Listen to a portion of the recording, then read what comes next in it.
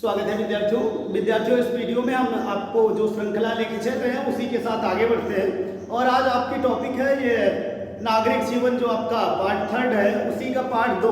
उसमें कुछ मोस्ट शब्दावलियाँ दी गई थी, कुछ शब्द दिए गए थे, उनका परिभाषिक रूप से अर्थ क्या है।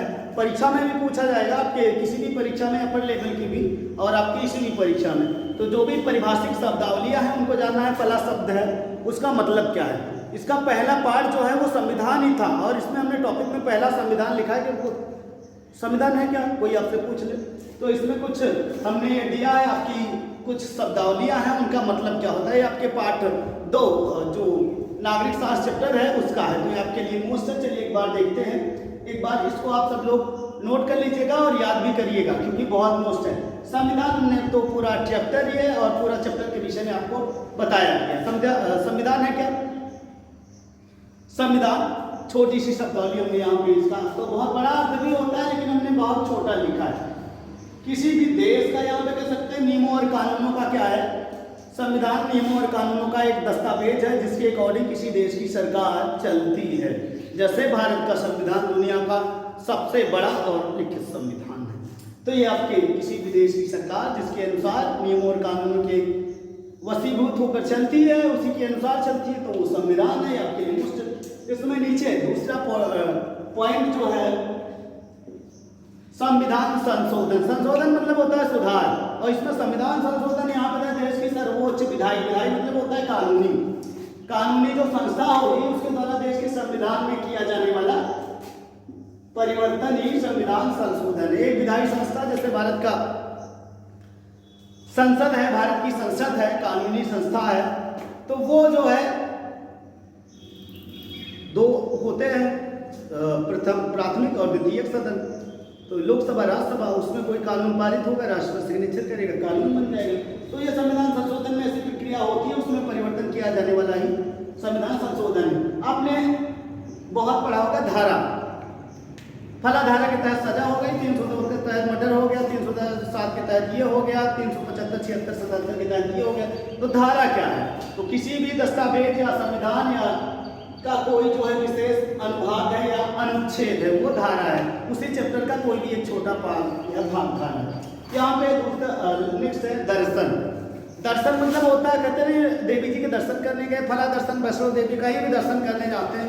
आपसे पूछा कि दर्शन है क्या, तो आप अपने भाषा में क्या जवाब दोगे। दर्शन मतलब होता है दर्शन करने गए तो क्या किए, दर्शन करने गए तो वहाँ देखे, किसको देखे, जिसको दर्शन करने गए देवी जी की मूर्ति देखे और जल चढ़ाए, फूल माला चढ़ाए या दर्शन करके चले आए। तो आपसे पूछेंगे कि दर्शन क्या है, तो आप कह देंगे कि किसी को देखना वही दर्शन है। तो आपके हिसाब से, और उत्तर लेने वाले या देने वाले दोनों के हिसाब से, आपके हिसाब से सही होगा, सामने वाले के हिसाब से गलत है। तो दर्शन मतलब होता है दृष्टते अनेक दर्शनम, आपके दर्शन जिस हिसाब से गए, यानी कि जो देखा जाए वही दर्शन है। तो ऐसा कुछ नहीं है। महात्मा गांधी का दर्शन अलग है, भगत सिंह का दर्शन अलग है, टैगोर का दर्शन, रूसो जो विदेशी वैज्ञानिक है उन सबका दर्शन अलग है। तो यहाँ पे दर्शन सोच, किसी सोच काम की दिशा को देने वाला सबसे अच्छा आधारभूत विचार, यानी कि हमारे विचार, हमारा विचार जो है हमारा दर्शन है। हमारा विचार बहुत अच्छा है, भक्ति में रहता है, तो हमारा दर्शन जो है भक्ति में रहेगा। चोरी चकारी में लगेगा तो फिर हमारा फिर समझिए गलत कामों में, तो वो हमारा विचार है। जो हमारे विचार है वो हमारे दर्शन है। तो ये मोस्ट है।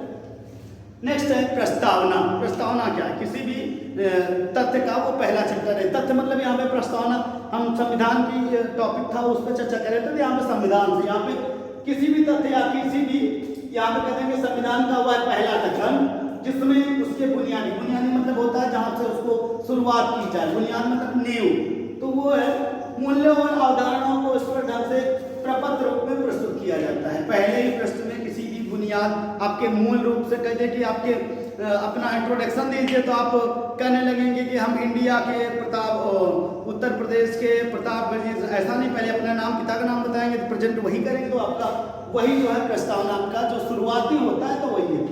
नेक्स्ट है देशद्रोह।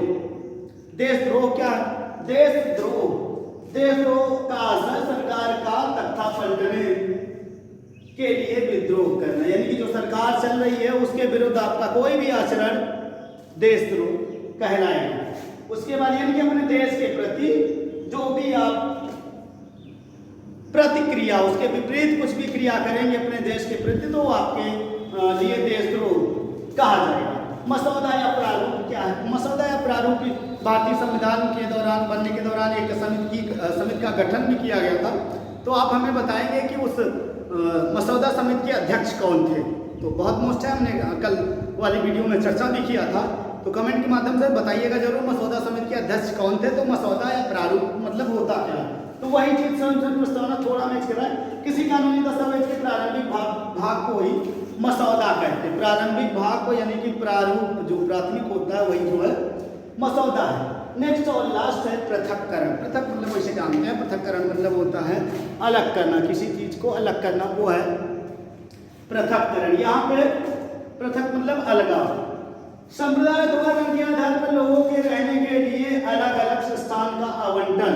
अलग अलग मतलब एक स्थान से दूसरे स्थान लोगों को बांटना, रखना पृथक्करण कहलाता है। और इसमें कोई भी होता है, किसी संप्रदाय मतलब किसी हिंदू दूसरे धर्म कोई भी संप्रदाय रंग अपने यहाँ तो रंग चलता नहीं है। हिंदू भी काले होंगे, गोरे भी होंगे, मुस्लिम भी काले होंगे, गोरे, क्योंकि आप कलर से किसी को पहचान नहीं सकते। लेकिन आप अमेरिका में जाएंगे, दक्षिण अफ्रीका में जाएंगे तो वहाँ पे रंग भेद चलता है। रंग भेद मतलब गोरे वर्ड वाले और काले वर्ड वाले। तो रंग भेद की नीति आपके दक्षिण अफ्रीका में चली थी, नेल्सन मंडेला चलाए थे। आपके जो इसमें कुछ शब्दावलियाँ थी हमने उसको भी उसके विषय में चर्चा किया है, और जो भी उससे संबंधित मोस्ट थी सबकी डिटेल दिया है। आप इसको एक बार अपने नोट्स में लिखिएगा जरूर, इसके साथ एक बार 2 बार रिवाइज कर लीजिएगा आपके परीक्षा के लिए मोस्ट।